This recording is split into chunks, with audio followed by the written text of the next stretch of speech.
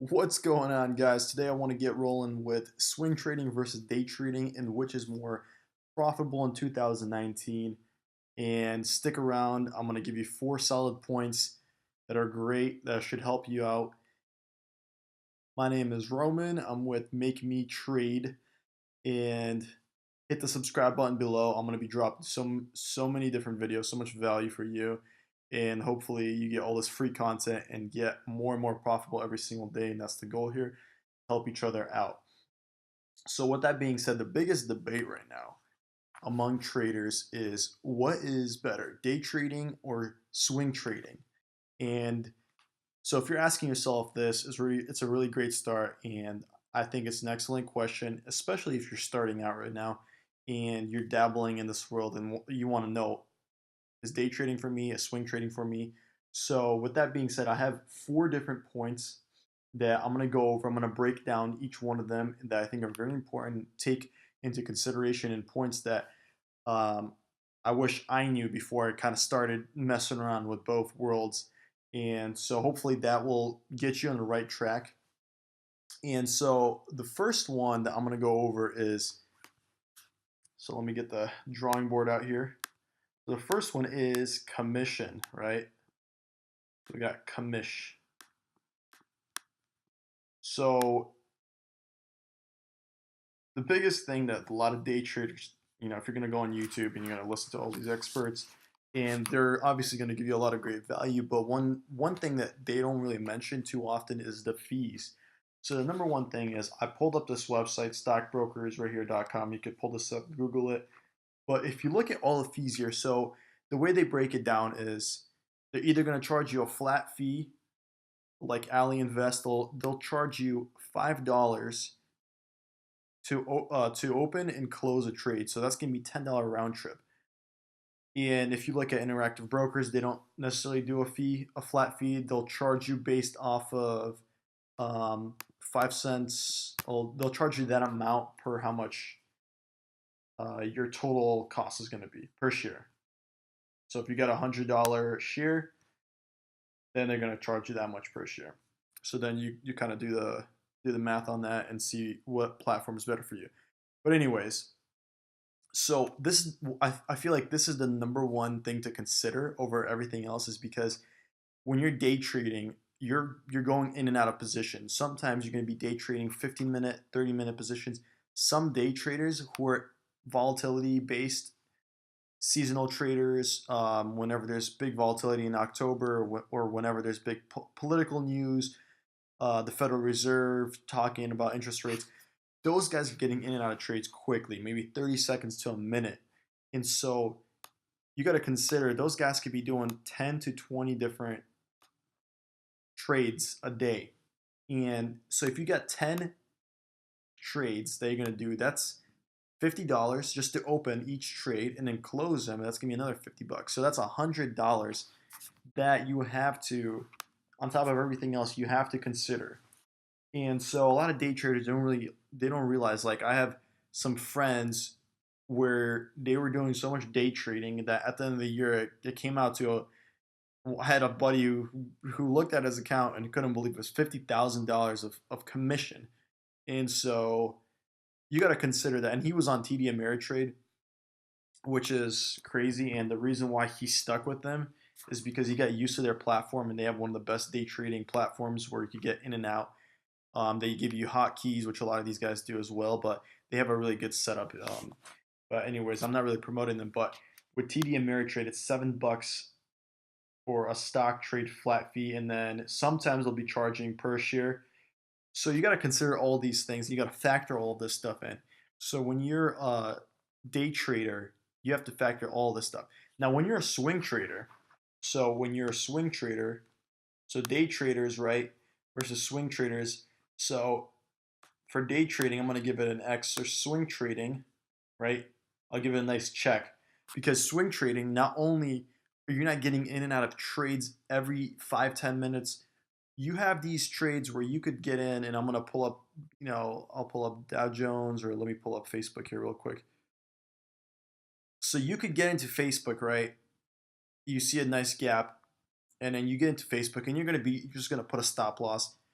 below the moving average or whatever your setups are, and you could ride that out. And you don't have to worry about paying $5, $10 per trade because you're going to be in that trade for a month. You know, that's what swing trading is. Usually 2 weeks to about a month, maybe 2 months. And so you don't have to really worry about that. And so that's the number one thing that a lot of fresh people, they want to get in day trading, but they really don't understand how much commission actually costs. Now, it's something I don't want to scare you away from day trading because there are a lot of professionals that pull this off. And don't get me wrong, if you have a great strategy and you could actually make profit, especially when it's volatile, you could actually make some good profit, even with the options, with regular stock trading.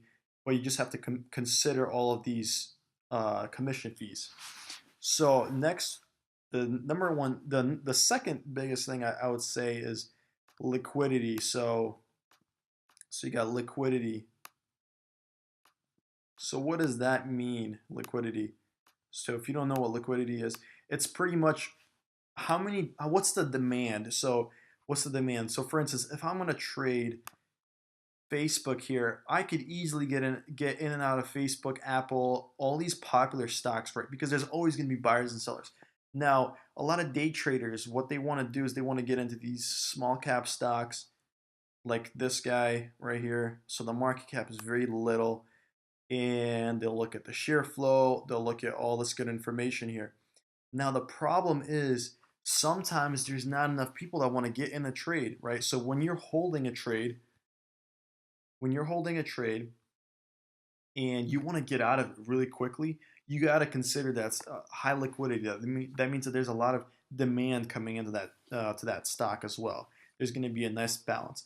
So the problem is with some of these small cap stocks, is even penny stocks, you could get stuck, right? And that's another thing, that you could get stuck in those trades. And so that's the problem with day trading. Sometimes we find these great setups, but we got to consider that if there's not going to be enough people um, that are going to be getting into the trades, what happens is there's going to be a big spread, right? And there's going to be this big spread, and then there's going to be, you got your buyers and your sellers. And so what happens is you could buy a stock, or you could buy a quick share for 40 cents, right? And so you buy a share for 40 cents. Let's say you buy 1,000 of these, and then you want to get out of that trade. And let's say the stock goes back up, the stock goes up a little bit, and your share actually goes up to like 60 cents. Well, the thing is, you have to find buyers, right? So you make all that money, but you have to find buyers for that. Now, if you don't have buyers, so if there's not enough demand for that, actually there's going to be this big spread. So you'll be at 40 cents and 60 cents, right? So you have your bid and ask, right? And so you got your bidders and your ask, and you got the ask. So you got the bid and the ask. And so what happens is these guys want to get in at 40 cents, but you have the stock at 60 cents. So then you have to consider that you're going to have to give them what they want just to get out of this trade. Now, if you got in at 40, got out at 60, and then we meet halfway, that's 50 cents. So you made 10-cent profit. Now, what happens is you have to have a big move. You have to have a really big move, and you have to have a really big move just to break even on your stock. So sometimes what happens is you have a big move, or you don't have a big move, right? And so let me just draw this out real quick here. So what happens is you get in at 40 cents. So right, you get in at 40 cents. Automatically, if you want to get out of that position, you're automatically losing sometimes 10-cent spread, 5-cent spread. So the second you get into these penny stocks or these small cap stocks, not enough demand, you actually start losing money, which is crazy. And people don't really understand that concept. So I know even with Warrior Trader and some of these other guys who do this, when you don't have enough demand, you're automatically losing 5-10 cents. So that's on top of your commissions. You got that spread that you're going to be losing money on. So you got the spread, and you're going to be losing money on that. So that's another factor that you have to consider. And With swing trading, obviously you're not going for these small cap. You're not going to be going for these quick small cap stocks, right? So with swing trading, you're going to get in and then you're going to get out, and that's it. Um, but swing trading, you could also have bad. You could also have really bad spreads as well. But with swing trading, you don't have to really be desperate for some of these small caps to get these large moves. You could actually find some stocks that have a lot of volume and that are active. So that's another reason why I would give, if I were to do the number two, which is the spread, right? So we got the spread. I would give day trading an X, and I would give swing trading the plus.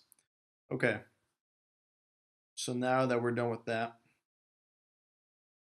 okay, so now that we're done with that, the next one is pattern day trading, right? So number three, pattern day trading. Pattern day trading. So the problem with pattern day trading is that if you don't have $25,000 in your account, you're gonna fall under the pattern day trading rule. And the pattern day trading rule limits you to making a certain amount of trades per week. So that's gonna really hurt you if you're gonna be day trading, right? So you technically can't day trade. You can do option trading because option trading will settle the following day. So if you do option trading, you could do a couple of these trades, and then they'll settle the following day. And with stocks, if you buy and sell on the same day, then it will settle within 2 days. So you get your money, it will settle within 2 days. And not only that, you're only limited to having a certain amount of trades per week. So that's the next big one. And obviously, that's going to hurt you if you're day trading. So I would give swing trading a plus here. Okay. All right. So we got swing trading a plus here. And then let's erase everything. Clear page. So number four, and this one is big. So number four, I would give time, right? So you got time. Time. Time. Okay. So time is huge because a lot of people, wherever they live. So let's say you live on the Eastern time zone. So the stock market opens at 9:30 and it closes at 4 o'clock. And then if you're in Central Time, it opens at 8:30, closes at 3 o'clock, and then you can go to California. It's another 2 hours. So a lot of people don't have the time to get in and out of trades constantly, right? They have to be at work, and there's so much that you have to be constantly, especially in the morning, when right in the morning when you have all this volatility. So you got the morning rush and the afternoon rush right before the closing bell. So you have a lot of that volatility. So a lot of people can't do that, and that's another reason why day trading is so hard because of this number four. And so with swing trading, not only is it benefit, not only don't have to put too much time into it.